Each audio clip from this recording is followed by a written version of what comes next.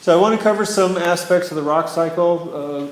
You had material that you looked through over about this, and it's all fairly straightforward, but I want to highlight and emphasize a few points. Yeah, it's pretty hefty, isn't it? Yeah. So, you know, we've looked at minerals in the class and in the lab, and now we're going to look at basically the main categories of rocks, which are all joined together by this rock cycle concept. So this is all pretty straightforward. Rock as a naturally occurring solid mixture of one or more minerals. So there are some non-mineral earth materials that we've talked about.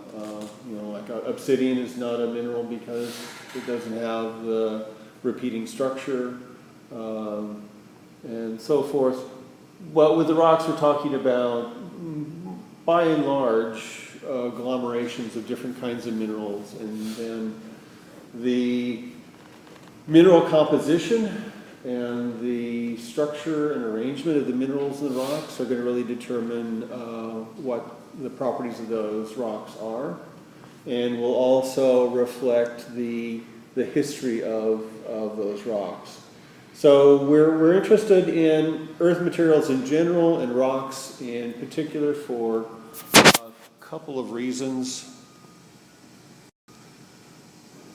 So certain rocks have economic value, as did some of the minerals we talked about.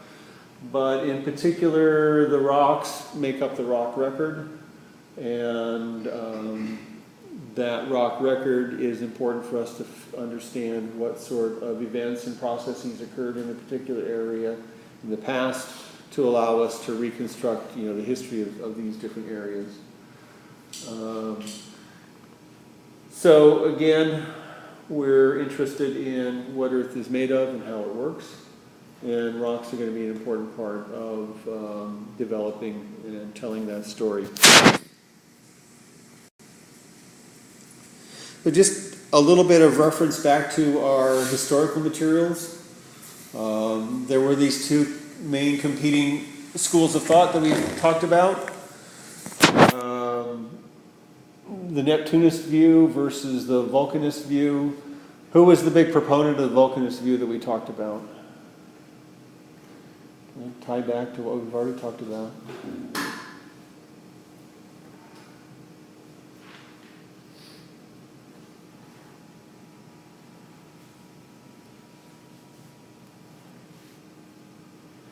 Well, what are some of the big names that we covered in geology?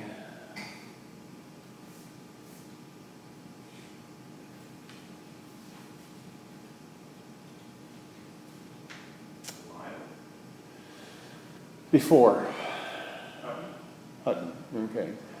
So Hutton, father of modern geology, really proposed this Vulcanist view that the rocks are formed through this fusion or from magma from a hot earth. Neptunist view had a variety of proponents, and we'll look at that in just a minute, where basically they talked about rocks being precipitated from various low temperature, whether you want to call that cold or not, solutions. So you put yourself in the mindset of these early scientists, early geologists.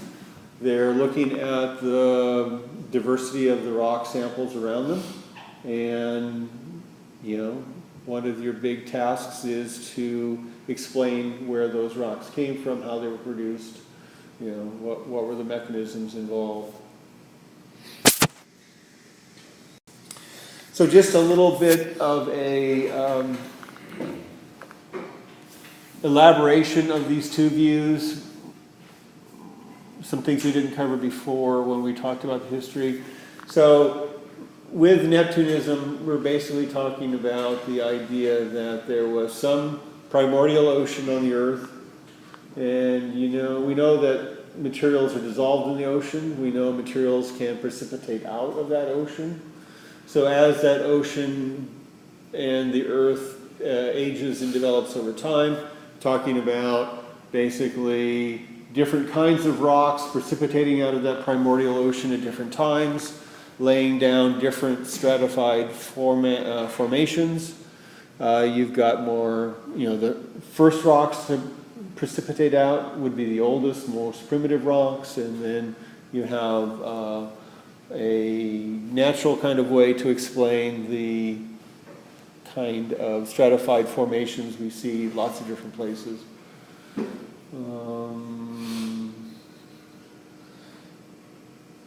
So yeah, that's an explanation. You can see different kinds of rocks. You come up with this hypothesis that they're all formed out of precipitation, and you can begin to explain some of the observations that you see in the world around you. Neptunism, Hutton, really focused on basically heat processes from the Earth being involved in forming new rocks. Those rocks get uplifted. What happens to uplifted landforms, mountains, and so forth over time in Hutton's view? Well, in anyone's view, what happens to a mountain once it gets uplifted?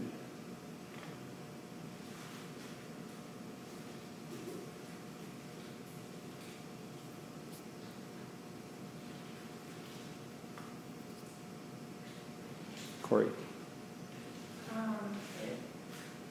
tilts, it moves, I don't really know. Okay, it's possible, but not all mountains are going to tilt, but all mountains are going to do something. Alicia. They're going to erode over time. Okay, so remember Hutton has this idea of all these cycles of activity. You've got heat processes from the Earth, raising mountains up, and then the natural ongoing erosion processes, wearing them away, creating all these sediments that get laid down and then fused together by the heat of the Earth into new formations, and those new formations get uplifted again and get eroded again, and Hutton had this idea of these endless cycles.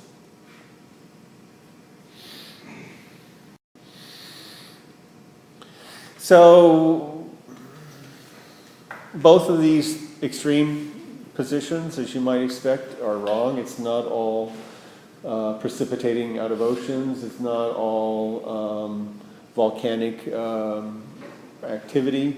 It's some of both.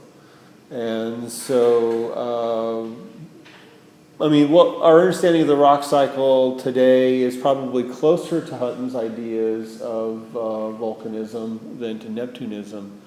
But basically we've got a diversity of processes, and what we're trying to do with the rock cycle is figure out how those processes and the different kinds of rocks all fit together. This should be fairly background material. 3 main rock classes: sedimentary rocks, igneous rocks, metamorphic rocks. As you can see here, with sedimentary rocks, we're talking about rocks that are built up from pieces of other rocks that are cemented together in various ways. Igneous rocks, basically to be an igneous rock, you have to have been fully melted at some point, and then you crystallize, and that is where the igneous rocks come from. And metamorphic, we'll talk about a little bit today and more down the road a bit. Basically, you can take other pre-existing rocks and transform them in ways that change the mineral structure without fully melting them, because if you fully melted them and recrystallized them, they'd be what kind of rocks? Igneous rocks. So we'll take each one of these classes in turn and spend more time on them. So today, after this, we'll spend a little bit more time on igneous rocks.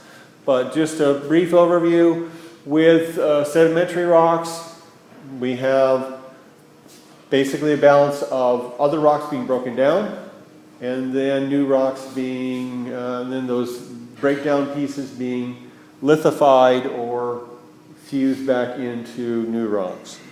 And again, we'll go over this in more detail when we get to the sedimentary rocks, but there are many processes that can break down rocks, okay? So all of these processes can take the existing rock and break it down over time. Freezing and thawing and other kinds of physical processes can just physically break rocks into smaller bits. And then I think we've talked a little bit about chemical weathering can take place as well. There's also, which is not on here, there is biological weathering is here in the middle. The action of organisms can also help to break down rocks. All of these create these bits and pieces, and the bits and pieces get fused back together to form different kinds of sedimentary rocks that we'll look at sometime next week. Igneous rocks that we'll concentrate on more later today. Basically, you've got fully molten material underground called magma. And so down here.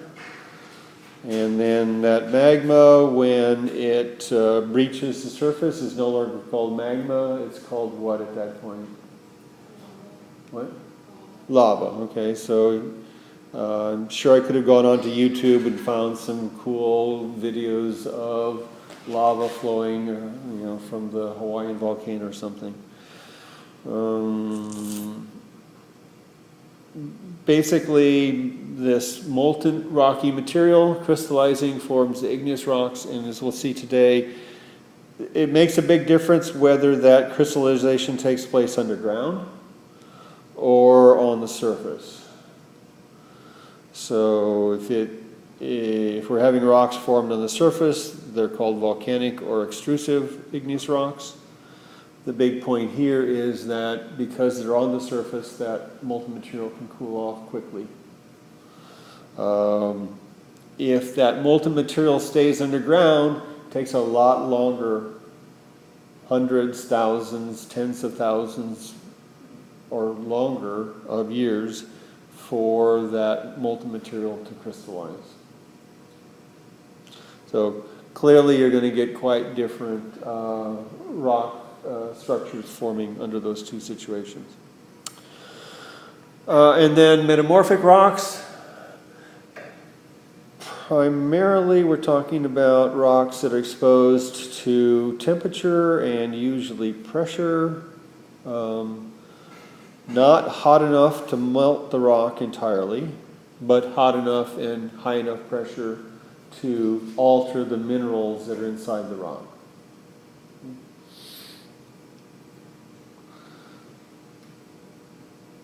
So again, we'll be looking at those in a couple of weeks. That peridotite that's on the back desk there is what kind of a rock? Does it look like it's little bits and pieces of other rocks that have been put together?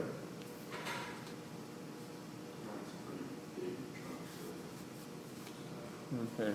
So yeah, it's not a sedimentary rock. It's not a metamorphic rock. It's one of those intrusive or plutonic igneous rocks. Okay, so if you just look around, you can see some things that provide clues. You can see certain rock layers, certain rock structures that are formed in these discrete layers. That is oftentimes, but not always, a clue to whether or not they're sedimentary or possibly volcanic. Other rock types don't have those obvious layers, and this looks like some of the Vishnu schist and other materials that are down the bottom of the Grand Canyon. Okay, so part of what we'll be doing today in lab and when we look at some of these other rock types is to look in more detail at the structure of the minerals inside the rocks, and that can be a nice clue to tell you, what kind of a rock it is. Spoiler alert: this is this is granite. You may have seen granite countertops that look similar to this, and granite is one of the main kinds of igneous rocks we'll look at today in lab. This, on the other hand, is not an igneous rock. This is a metamorphic rock, and we'll talk later about what all these striations mean in the metamorphic rocks.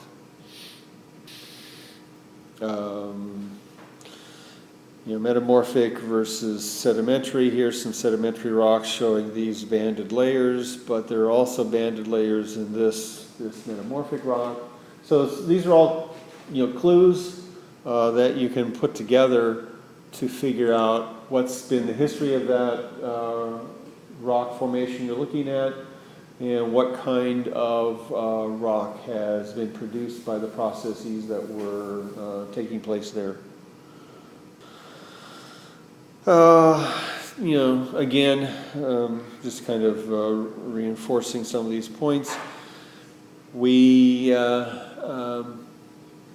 can look at the particular minerals. You should recognize some of those mineral names on the right at this point, and how those relate to, in this case, this metamorphic rock on the left. Okay, so here's a basic view of the rock cycle. You can find all sorts of different diagrams of it. Basically, we've got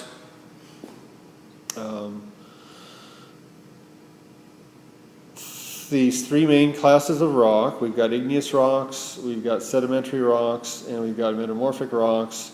And what the rock cycle does is basically describe the processes that can get you from one place to another. Okay, so we know that the igneous rocks all come from where? Okay, so you've got magma, and the characteristic here is that we've got fully molten material, and when it cools, it's going to crystallize, and we'll talk in much more detail about that when we start talking about igneous rocks later this morning. Can form either those extrusive igneous rocks if it's lava crystallizing on the surface, or intrusive igneous rocks if it's magma cooling underground.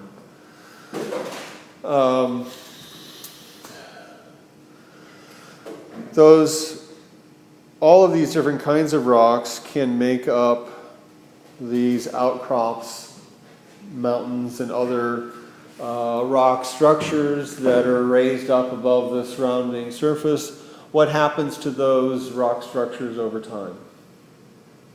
Anthony?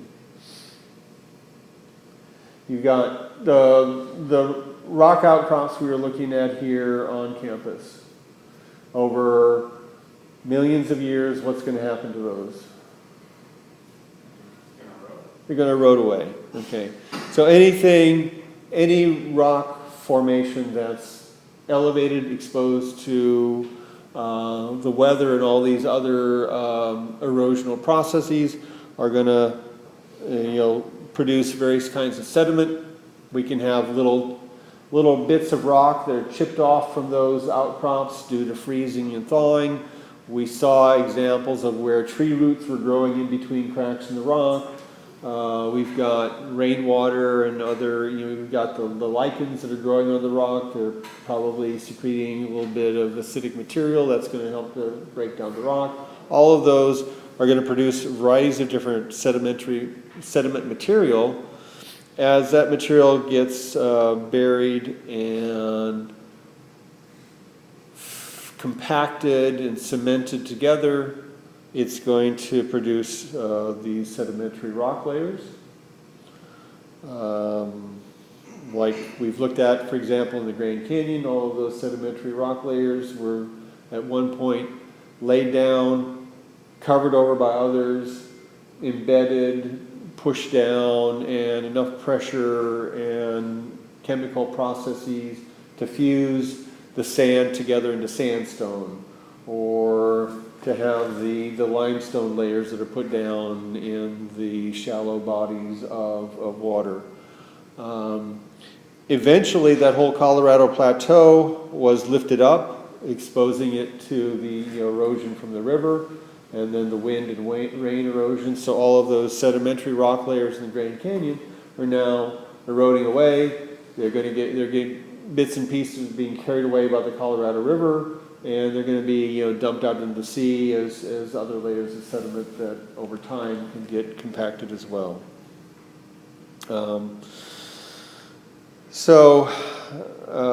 As these different kinds of rocks can get buried, if they get buried deep enough in the earth, whether they are sedimentary rock layers that get buried even deeper by having more and more layers on top, or you've got some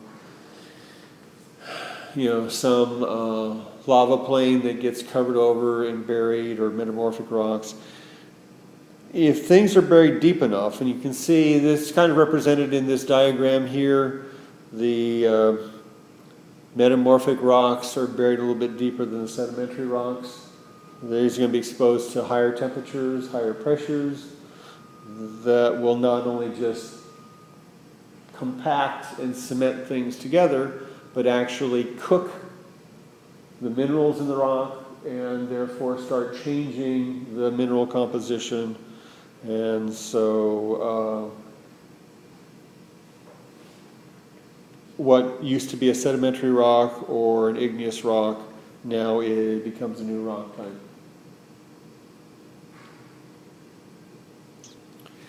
This is just the rock cycle on a more realistic landscape. Again, we've got magma underground, we've got lava above ground, we've got magma can produce intrusive igneous rocks, we've got lava can produce extrusive igneous rocks. All of these different rock types can be uplifted. When they do, erosion is going to take place, and you're going to lay down all of these layers of sediment, and that lithification process can produce a sedimentary rock. You get it buried higher, buried deeper with higher temperatures, can get to metamorphic rock. And, there's an arrow not here. You can take sedimentary rock and metamorphic rock and igneous rock, and if you bury it deep enough and gets hot enough under the right conditions, it's all going to melt to form magma. And so, in my mind, this magma is a nice starting place. This is where the original igneous rocks come from, and so after we finish up with the rock cycle, we will start talking about igneous rocks in particular. This diagram is cool, and we will not, obviously, we won't unpack this whole thing today, but basically this is the deluxe view of the rock cycle, and it captures in the one diagram basically everything you want to know about Earth materials and many of the important Earth processes as well. I mean, it's kind of ahistorical, so it doesn't really capture necessarily Earth history. But all of this over here represents the different complications about igneous rocks. And then we have different formats and processes for sedimentary rocks, all laid out in the diagram here. And what's going on here with metamorphic rocks down here. So there's not many Earth materials that you're going to come across that don't fit here somewhere or the other. You can see the representation of the weathering process, producing finer and finer materials, and what those get compacted into. We see the relationship between parent rock and daughter metamorphic rock as these rocks get cooked, and the different ways that igneous rocks get expressed on the landscape, either from magma or lava crystallization. So we will at times come back to this diagram, but I wanted to introduce it here. Okay. So in the readings for last Friday, I put up an actual research article, and I told you I didn't expect you to necessarily understand all of it, but I thought it was interesting and a good one to expose you to some of the geological literature through. Basically, these authors were taking the different rock types and using the prevalence of igneous, of volcanic and plutonic and sedimentary and metamorphic rocks that are exposed at the surface, and using those to make some statements about how the rock cycle processes are actually working on the Earth. So it's a more quantitative. I mean, the qualitative rock cycle diagram is pretty straightforward to understand. Okay? You got magma, it crystallizes, you get igneous rocks. But that doesn't tell you, is most of Earth's surface igneous rock? Or is it mostly metamorphic rock? Is it mostly sedimentary rock? So these authors took various databases that map out rock outcrops in different geographic locations. They did the area calculations, and one interesting thing that comes out of it is just the overall rock type abundances. So what I've got plotted here is some data from the paper. These are this is the prevalence of plutonic rocks. This is the prevalence of volcanic rocks. This is the prevalence of sedimentary rocks. And this is the prevalence of, obviously, what kind of rock? Metamorphic. And so by looking at the data, what do you see? There's a whole lot of sedimentary rock. In fact, if you drive across New York State, there are large areas that are essentially the rock outcrops of the surface, or various sedimentary provinces that have been laid down at different times in the past 200 to 300, 400 million years. We've got some Devonian rocks, we've got other kinds of sedimentary rocks. And so clearly, if you map this back onto that qualitative diagram of the rock cycle, the processes that are breaking down and lithifying, breaking down different kinds of rocks into sediments and lithifying those sediments is the predominant process that is determining what's being exposed here at the surface on Earth.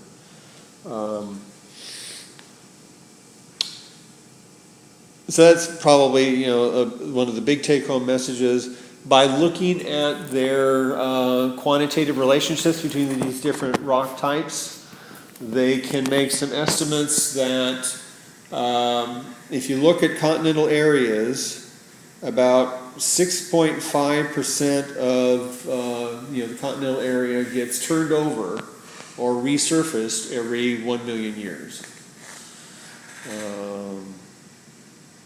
So, I mean, Hutton, when he proposed his endless cycles of uplift and erosion, kind of had a qualitative idea of what was going on here. But now we can begin to put some numbers to it. And so, again, when that resurfacing takes place, most of it is because areas are being covered over by new layers of sedimentary rock. and much less volcanic. One other thing that they found by looking at all of their database analyses is that if you look at plutonic rock and metamorphic rock, you don't find a lot of young plutonic rock at the surface or young metamorphic rock at the surface. And you should be able to explain why that is.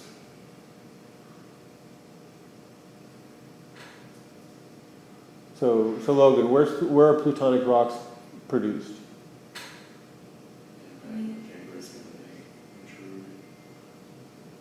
In magma chambers, basically where? They're underground, right? So if we have, if we were able to look at a plutonic rock right after it's formed, where would we find it? Somewhere in the lower crust. Yeah, underground. And obviously it's going to take time for that to be actually exposed at the surface. So this makes sense. You don't find really young plutonic or metamorphic rock formations at the surface because it takes time for tectonic processes to bring them up from underground to be exposed at the surface. Okay. So, I mean, if you go back and look at this paper, there's a lot of fancy analyses, log linear plots and all of that stuff, but you can, if you go back and read through it, I mean, you can get some of these main points that come out of here. We've got on the Earth the continual resurfacing. Those resurfacing processes are skewed toward production of sedimentary rock, so that most of what we see exposed on the Earth's surface is sedimentary rock. And some of these other kinds of rocks that are produced at depth, it takes a while for them to get exposed. It's all fairly straightforward if you're not too blown away by the math in the paper. So I thought I would just compare this a little bit to Mars, since I do have an interest in Mars. I'll just throw in, though, the situation on Venus, which is in many respects a planet very similar to us, would be quite a bit different, because it looks like much of the surface of Venus has been resurfaced by a outburst of volcanic activity within the last 150, 200 million years. Okay? So obviously, the way rock processing is taking place on Venus is different than what we see here on the Earth. Same thing on Mars. We have landed rovers and landers at a half a dozen or so sites on Mars. We also have orbiters in orbit around Mars doing remote sensing, which I won't go into in detail today. But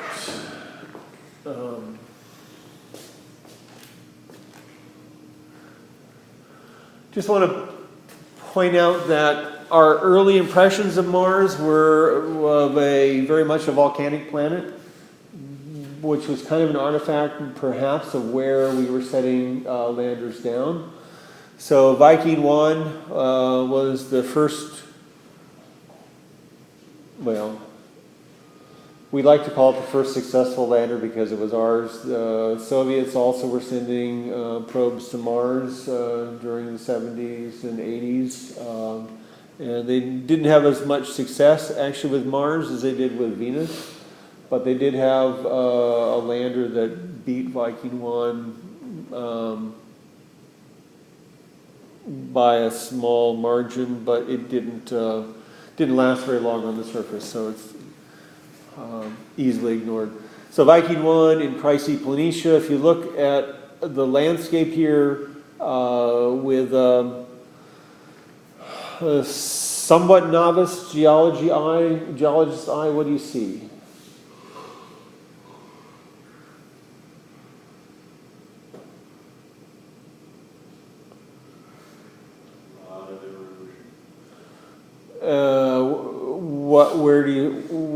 What is the indicator? There's a lot of erosion. Well, you look right past that boom there. Right in here? Just kind of,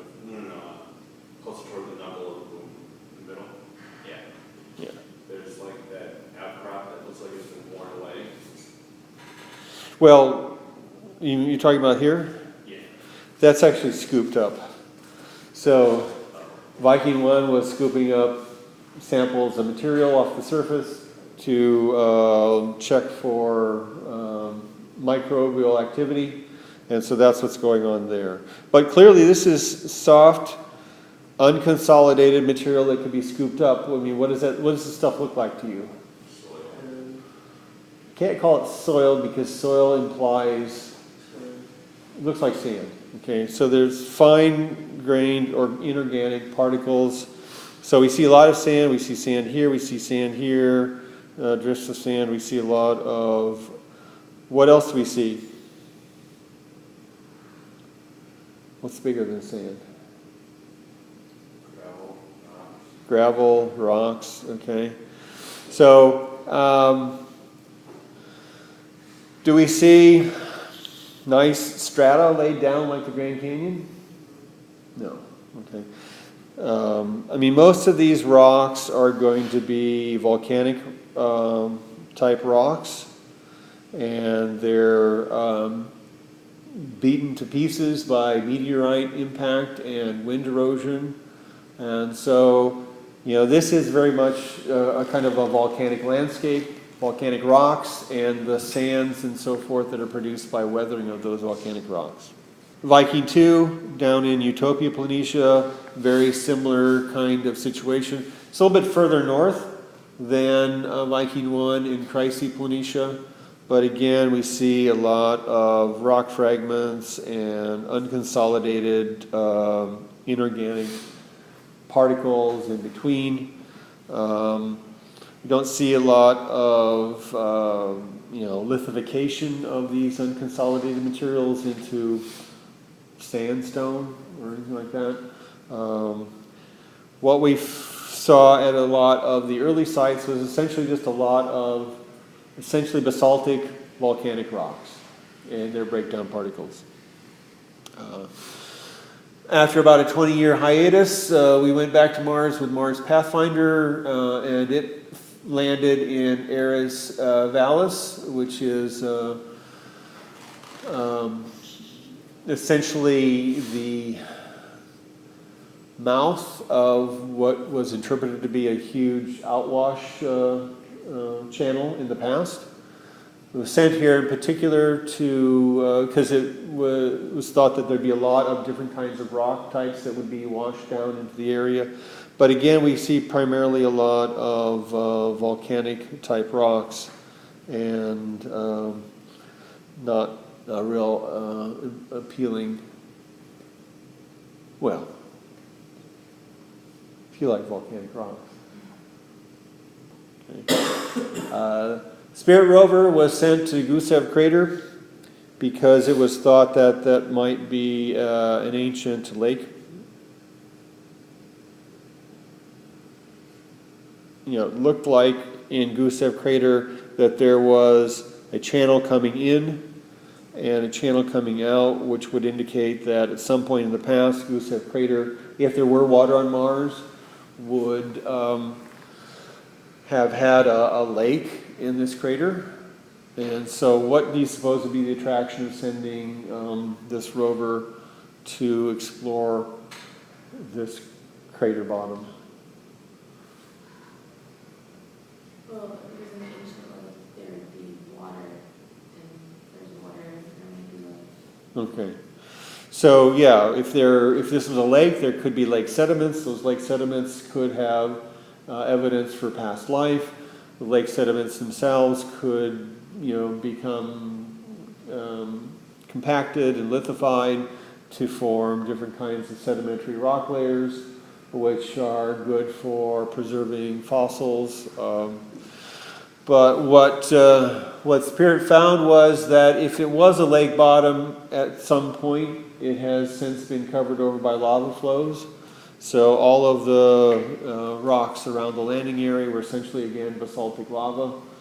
But there were these hills off in the distance, so Spirit went on a multi-year journey to the Columbia Hills. This is climbing up Husband Hill. You can see here on Husband Hill we've got these layered rock formations, a little bit more interesting than this basaltic rock rubble.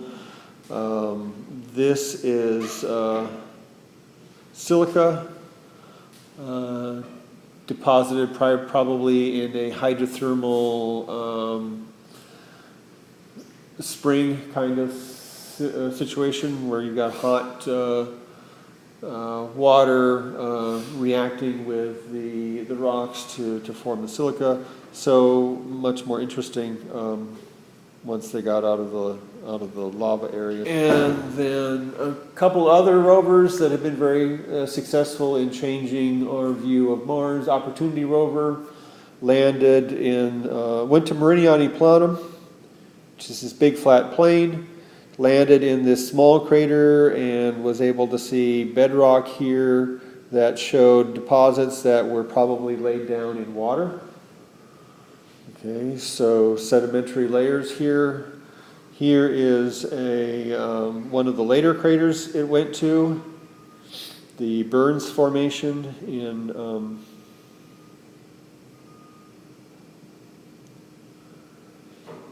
Endurance Crater, where we have basically a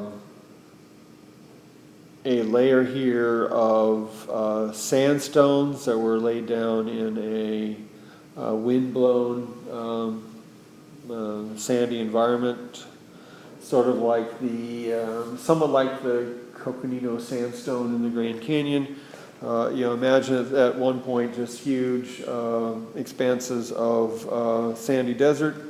Below that, areas that have been modified by groundwater, and above that, some rock deposits that look like they were put down in a shallow,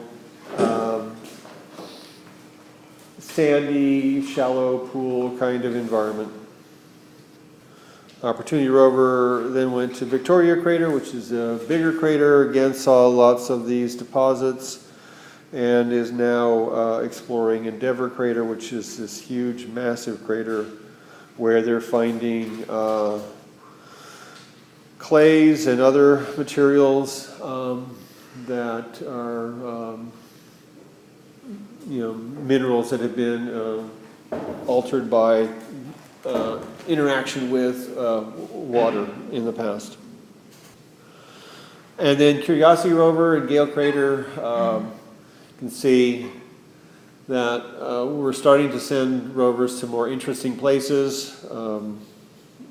Lots of exposed strata here in the going up the side of Mount Sharp, which is in the middle of Gale Crater. And why we're interested in that is that we think these layers capture the changing history of climate on Mars, where we've got lower layers, where we've got clays that have been put down, which would indicate a wet environment, and then layers of sulfate rock, which would indicate a drying out, and then above we have maybe sandstone or basically wind deposited layers. So, we're building a picture of the rock cycle on Mars. One thing we don't see a lot of on Mars is metamorphic rocks, because Mars does not have the same plate tectonic processes that we have here on the Earth that would cycle rocks down into deep layers where they get cooked and then brought back up. Between Venus, Earth, and Mars, we have 3 terrestrial planets where the rock cycle is functioning. Same basic processes, but quantitatively there are differences between the planets representing or resulting in the different kinds of landforms we see. Brandon.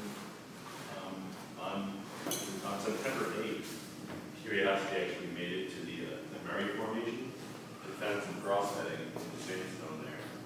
Yeah. And the gates. It's pretty cool.